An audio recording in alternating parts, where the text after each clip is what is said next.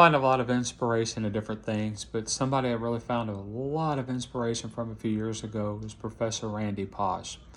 If you're not familiar with him, I really suggest you go onto YouTube and go find the last lecture by Randy Pausch. Watch the full version. I won't guarantee there won't be tears afterwards, but it is such a wonderful thing to listen to. There's a lot to learn from it, and the man was extremely intelligent in my opinion. Maybe I don't know what I'm talking about. But anyway, one thing that he had said that has stuck with me and I continue to use now that I'm being a therapist was that all apologies have to have three parts.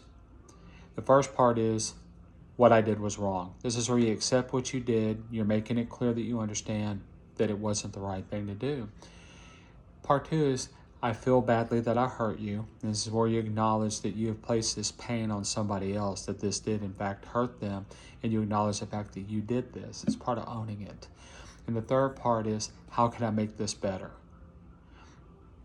I tell my clients a lot that this is where you don't do it again.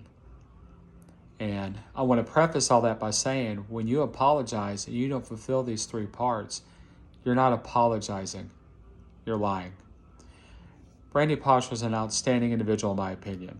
I may have a very low IQ and probably don't know what I'm talking about, but watching the last lecture taught me a lot of things, and I actually got to find it at a time in my life when I needed it.